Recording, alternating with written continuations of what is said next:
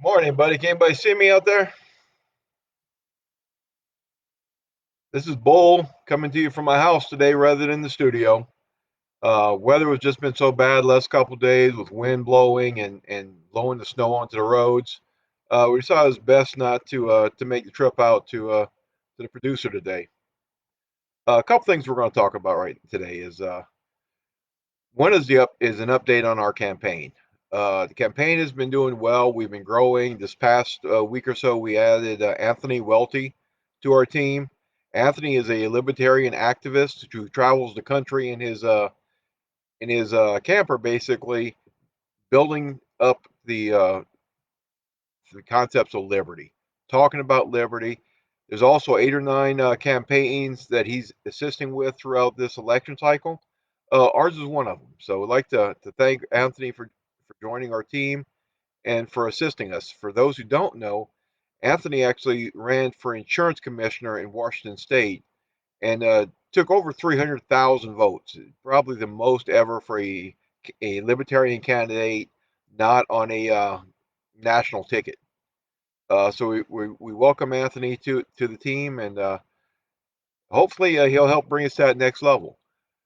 We are also partnering with Matt Kolowski from Koala Consulting and Media out of the Twin Cities. Um, Matt is a longtime libertarian a- activist and filmmaker, and it's great that he was able to work out a deal with us that we can get with him to shoot some of our coverage, as well as shoot a couple commercials for us.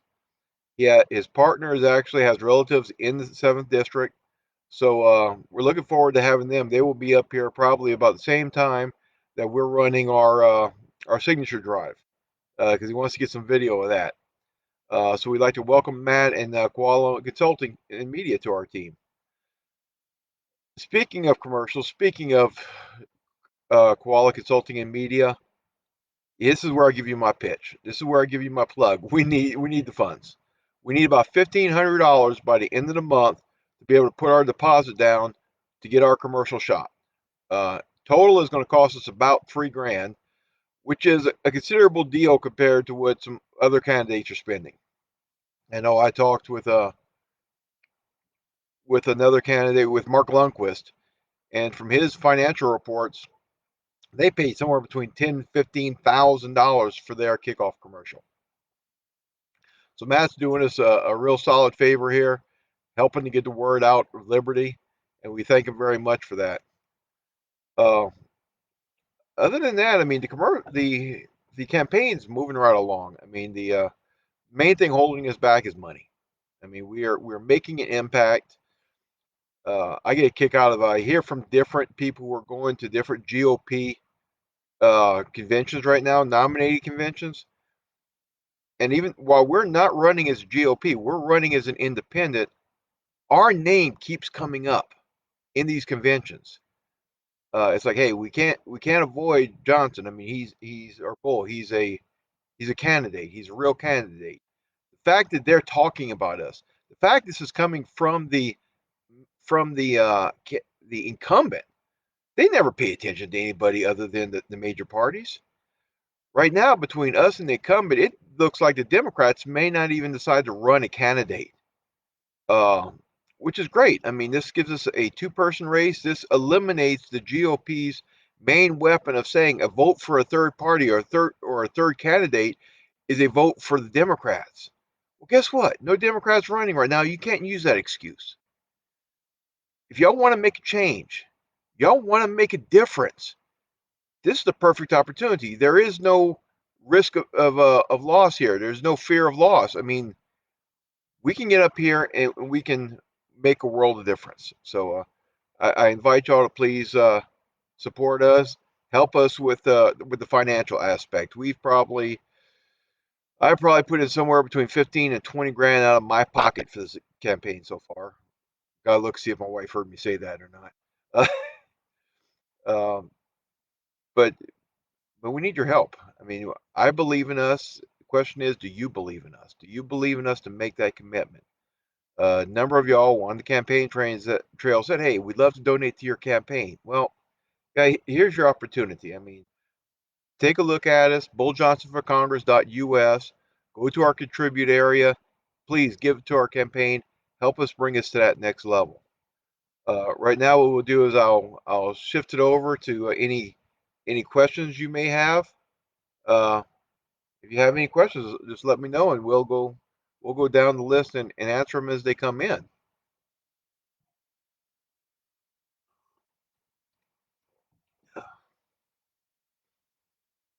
Y'all put me on the spot here now.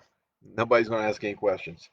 One other thing I want to talk about is this week an omnibus bill passed in Congress, passed through Senate, is a $1.5 trillion bill, roughly between 2,700 and 2,800 pages.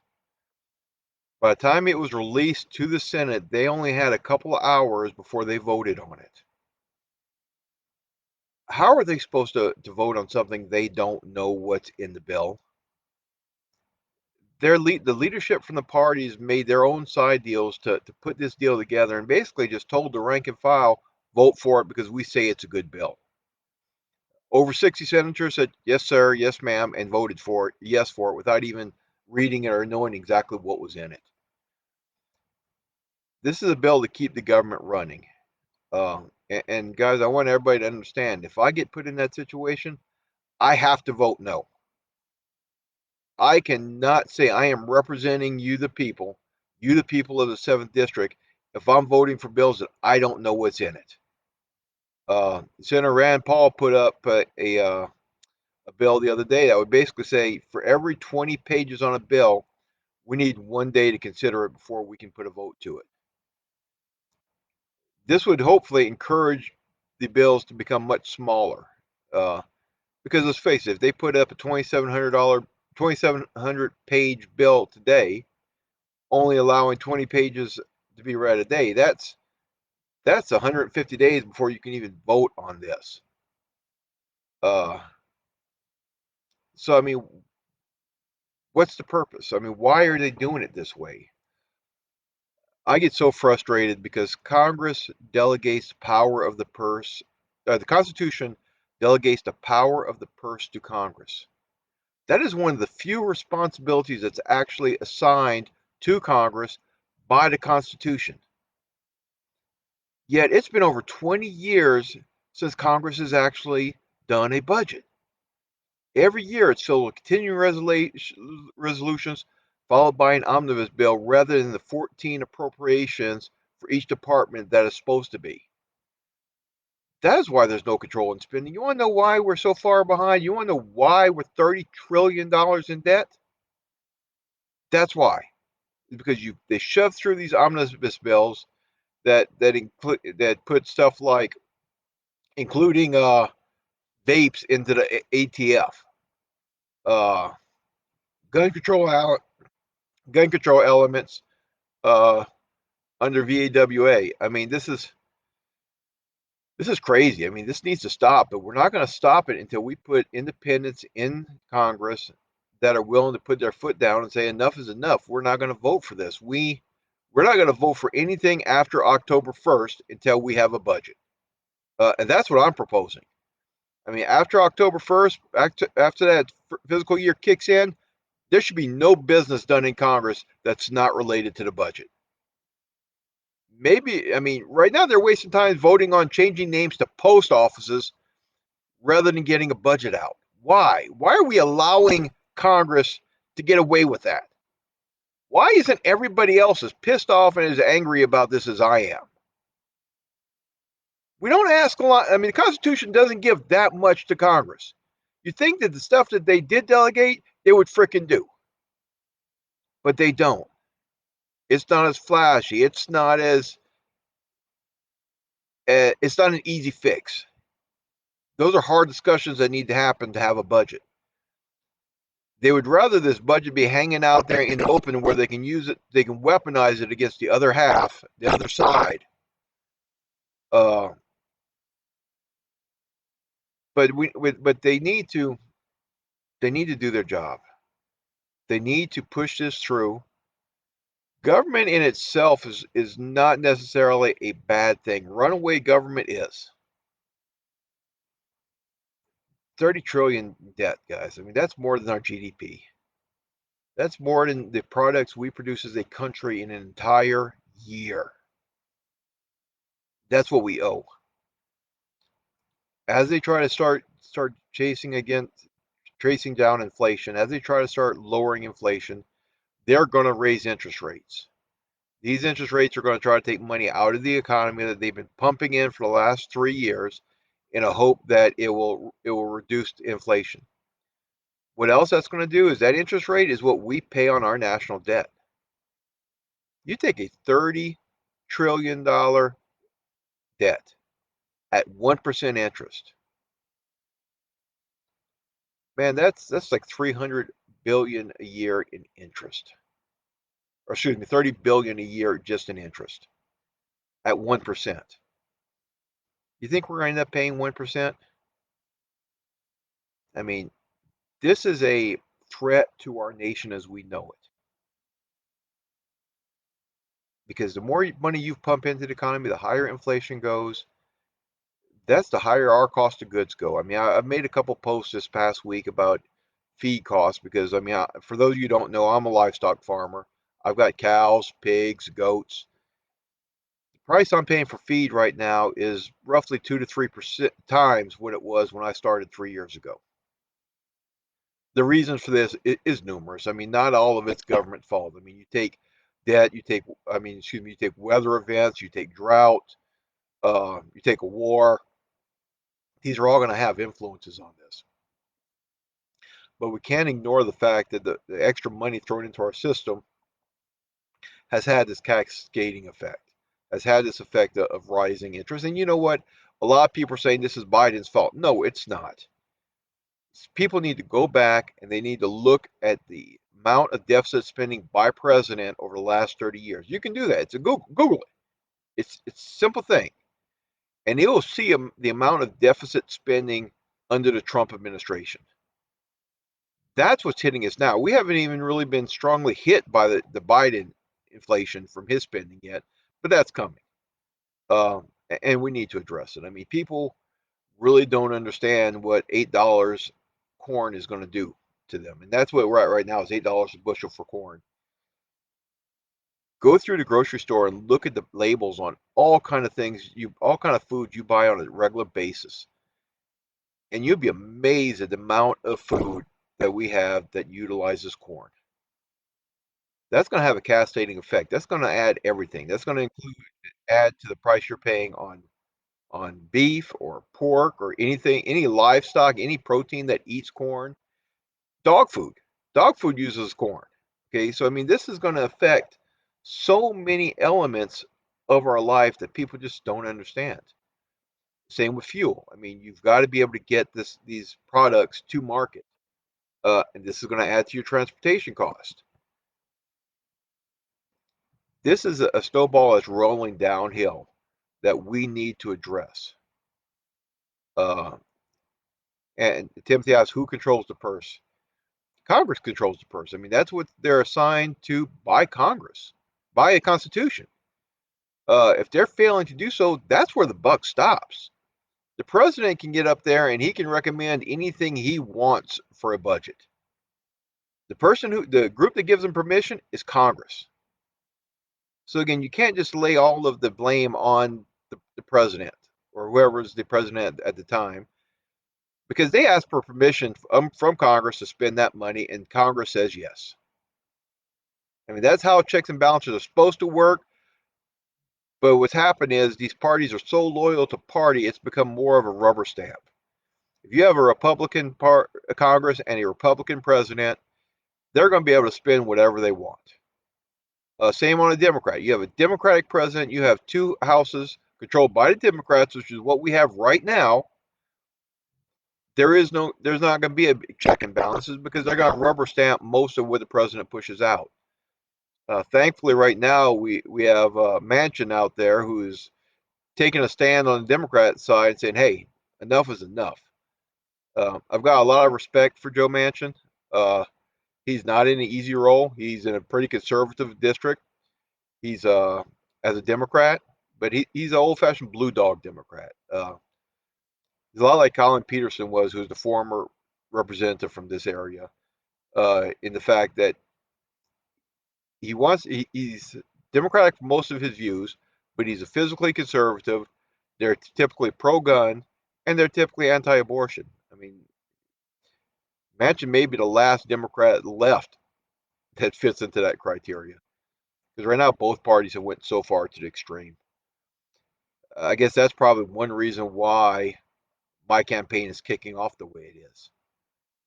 People are tired of those extremes. The people in the middle, the majority of us, the majority of the people who vote aren't diehard Republican. They're not diehard Democrat. They're somewhere in the middle. And there's no party right now representing us. There's no party representing the middle of America. You're either diehard Republican, you're diehard Democrat.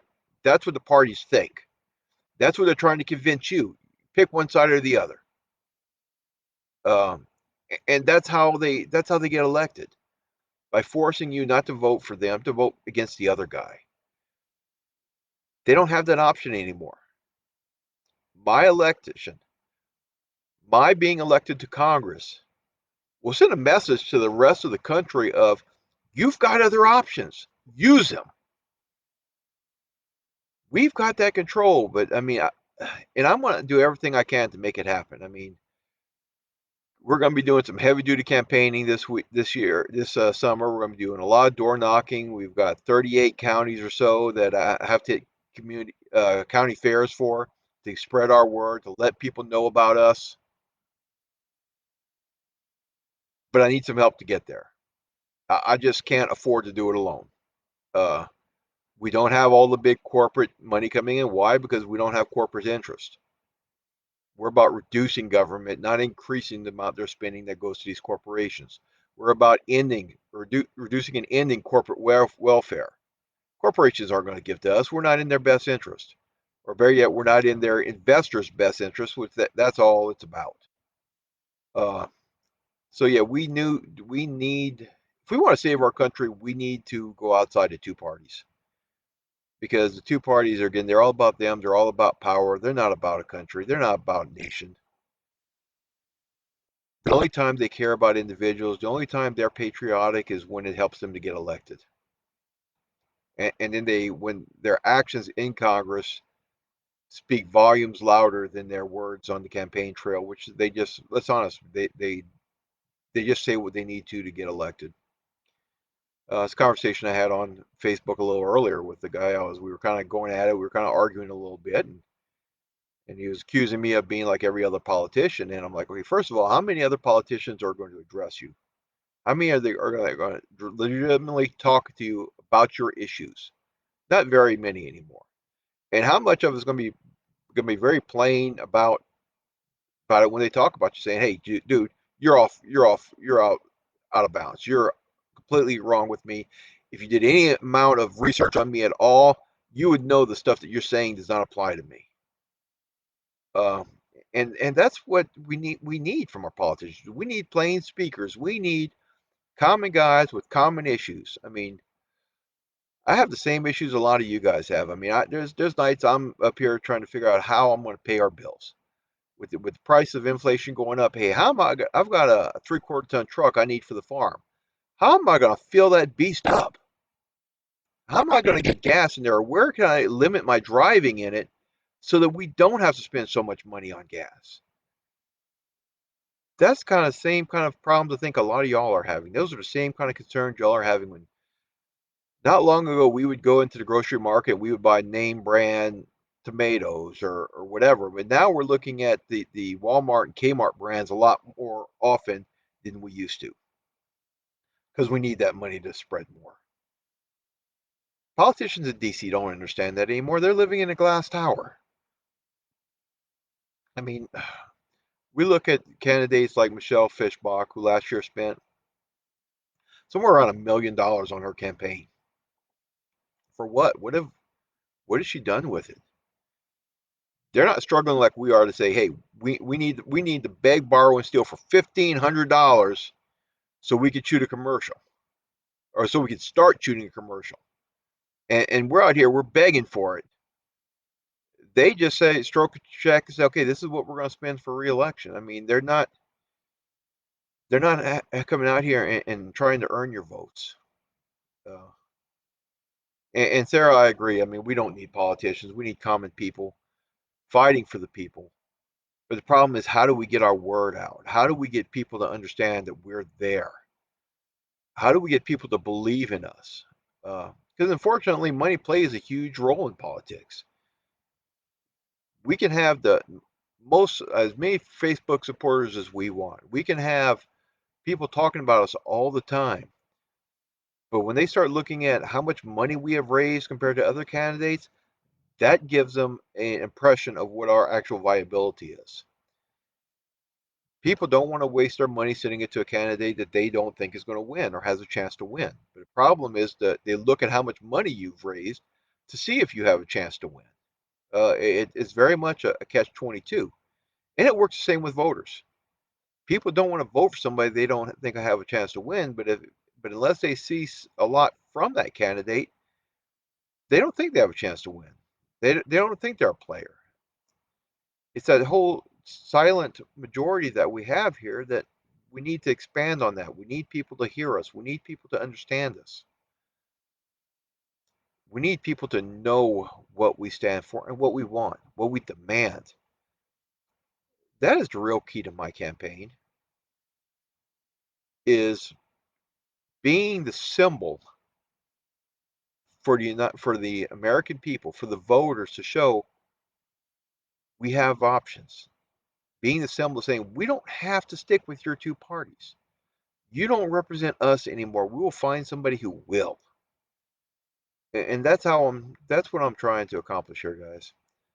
I very much appreciate y'all tuning in today. I'm sorry for some of the mix-ups. This is my first time shooting a live video like this, and it was a challenging environment. I am not the most technologically savvy. I used to be in my younger days, but technology has just kind of passed me on by to a certain extent. Uh, so if we do have any other technical experts out there who would love to support or a campaign, let me know.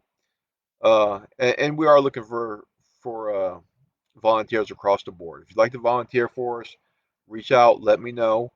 Because we're come May, the last 2 weeks in May, it's going to be all hands on deck out there trying to get signatures, trying to get on the ballot. If we don't get on the ballot, this is all wasting our time. So please, if you're willing to volunteer, let us know. Please, guys, financially support our campaign. We need it. I mean, we're definitely spending a lot more every month than we're bringing in, and that's very just like the country. It's unsustainable. We gotta either back down on our spending, and we're not spending that much to back down from, or we have to include increase our revenues. So, hey, thank you very much for joining us, guys. I appreciate it. This is Independent is Power, episode 5. My name is Travis Bull Johnson. I'm running for Congress. BullJohnson.forcongress.us. Please visit our site, contribute to it, share it, get the word out, make America realize we have a choice. Thank you very much, and everybody have a great weekend. Bye.